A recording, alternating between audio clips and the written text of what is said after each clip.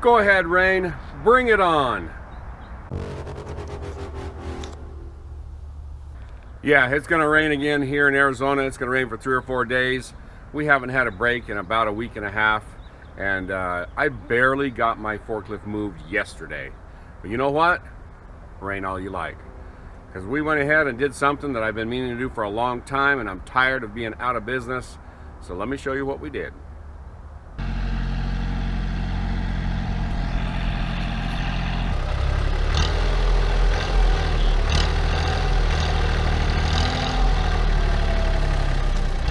Hey, I had a friend of mine, Dane, from across the street come over with his tractor. I have a couple of piles of ABC. It's soil with sand and gravel. It's supposed to do better in the rain, and I had him smear a great big patch around here so that we wouldn't have to have the mud puddles that we're always having to deal with. So, it's supposed to rain today on this video, actually tomorrow, but for you guys it's today. And we're going to see how this turns out. I'm hoping that this cures our problem and we don't have any more problems with not being able to get in and out because of mud. Keep your fingers crossed.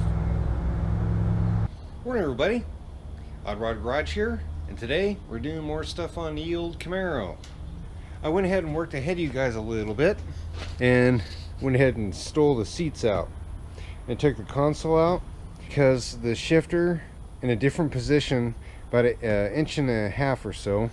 I don't really foresee that being too much of an issue, but I wanted to take all that out. That way if there was an issue, I can get in there.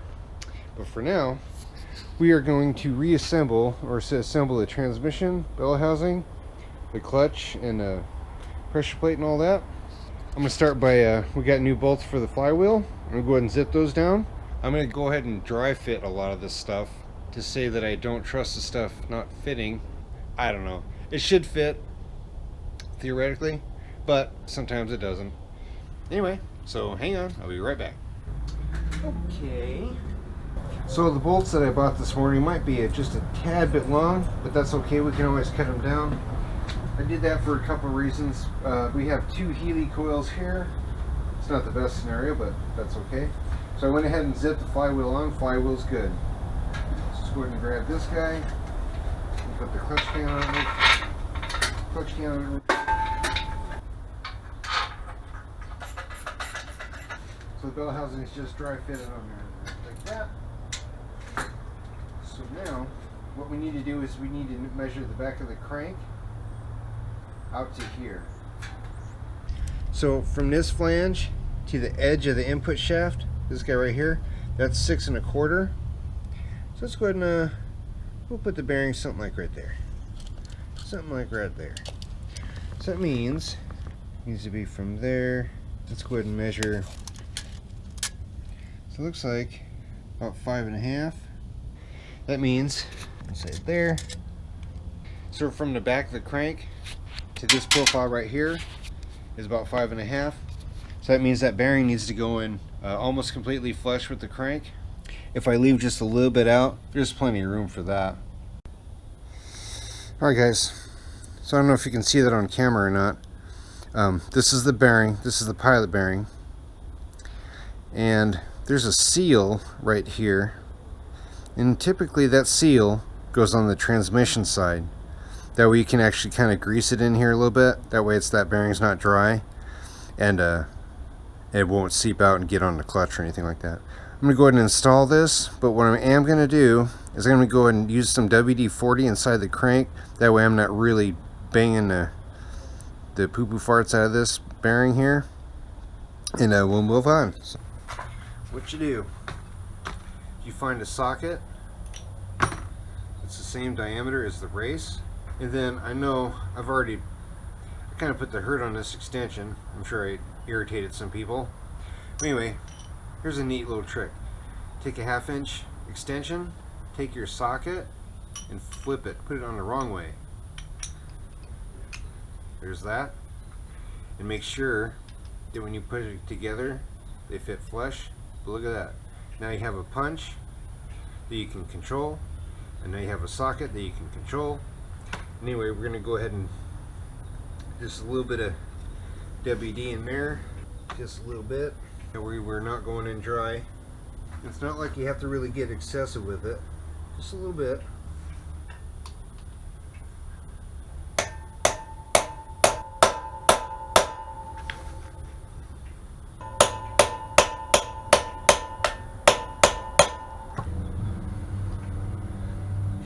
there.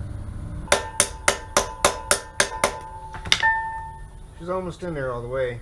Just take your time. Don't sit there and really wail on it. Slowly walk her around. Okay, that's about 1/8 of an inch out. Do some quick eyeballing here. Okay, she's in there square, which is good. Go set this screw back on real quick.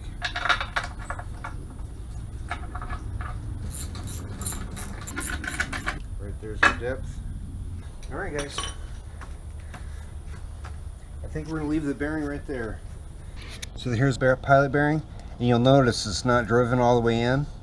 And I do that on purpose. As long as it's in far enough to clear the spline of the input shaft, then you're good to go. That way, if you ever have to change it, you can get one of those removable tools and you slip it in there and it's got the jaws. It looks just like a puller. You have more room. So anyway, that's the depth on that's good. We're going to go ahead and put a clutch disc on, put the flywheel on, and then we're going to go ahead and dry fit the transmission on there, and I'll show you why here in a minute. So if you look at this setup, obviously it doesn't look like your normal pressure plate, because usually it's a raised setup. So what this system is actually made to run exactly opposite of what you'd normally think. So instead of the clutch disc going on here like you normally would have, this guy goes on the inside like that. I'm gonna go ahead and kind of just get some of this stuff started here. Here's our new hardware. Hang on, I'm forgetting to do something.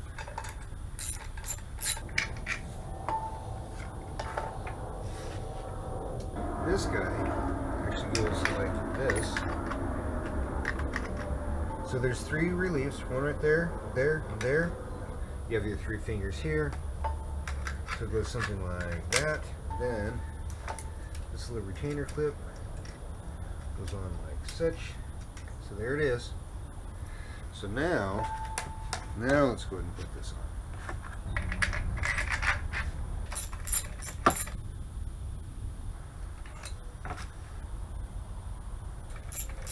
So let me show you guys something.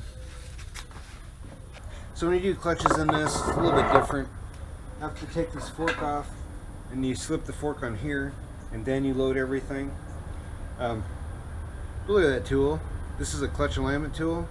Look at that thing. Does that look straight to you? So that renders this tool useless.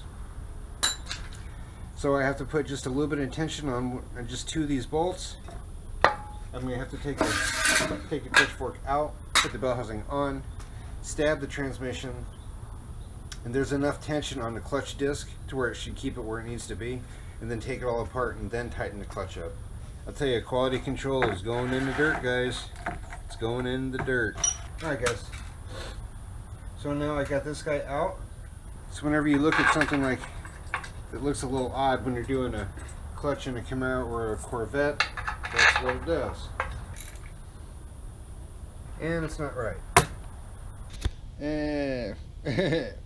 So inside here is a brace, and that brace is obviously hitting right in there. It's hitting right there at the pressure plate.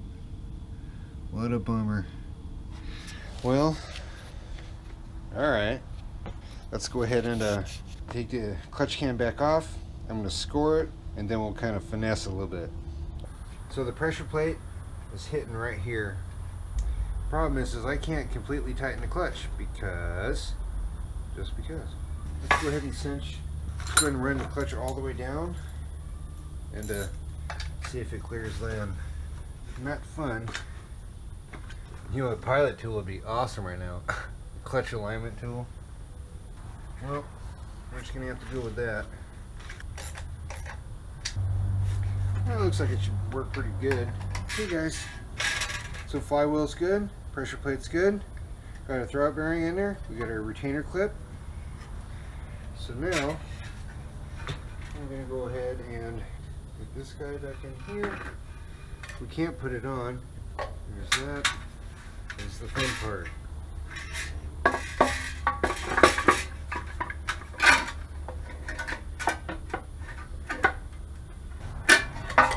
Hang on here. Let's make sure this belt, let's make sure The bell housing wants to clear now.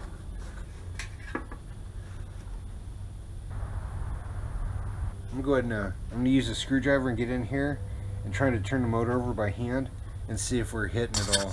It's not locked up, which is a good thing. But I'm only going through all this trouble because it is going to be real difficult to do this stuff inside the car. So now, the old clutch forko.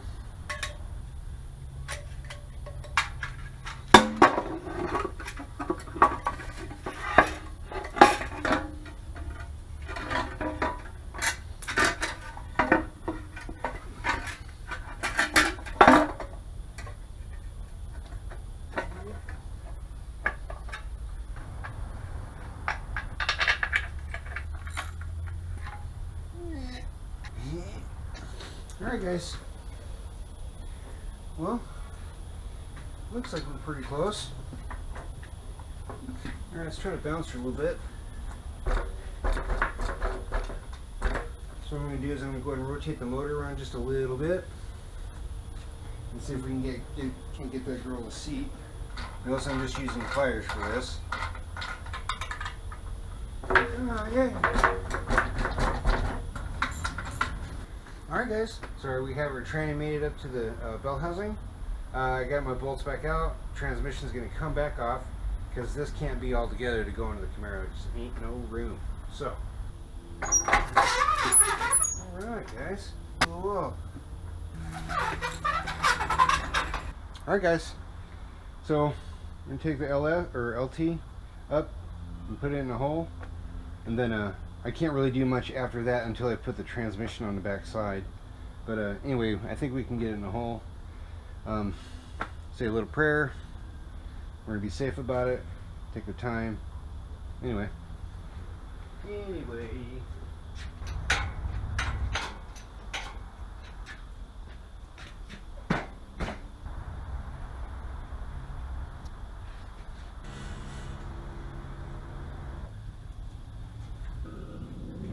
Okay, so now looks like we're almost clear of the bell housing.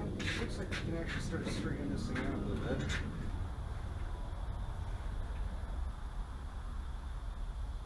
So both me and Pete were kind of looking at each other like, well, I don't know. So anyway, this is our next contention here. The hydraulics, the slave actually goes right here against that because this guy works exactly backwards. So that's a problem. That's a problem. So, I mean, we could cut it and make a pocket or something. Chances are the throttle pedal's right behind there. So that might get a little interesting doing that. The engine is sitting at about 4 degrees versus the car. So, I mean, we could let the engine down just a little bit more, but, you know, I don't think it's going to give it to us. Don't think so. So might require a different bell housing, or having to relieve this. I wonder if maybe the V8 Camaros had a different floor pan. Chances are probably not. GM's usually pretty good about not changing stuff midstream. They seem to think a little further ahead than others. So it's gonna kind of hard to say. If we give the engine a little bit more pitch, it'll open that angle up a little bit. I need to get under here and find a dead center, which looks like, I mean, this guy might be center where the transmission mount is. Let's I'm gonna start tape measuring some stuff here, and there's some other stuff I need to be doing. Next item on the agenda is getting this fence finished up. I got this section here and 2 more panels. We're going to start building the gate so that my wife doesn't have to look at my mess anymore. Trust me, that'll help around the house.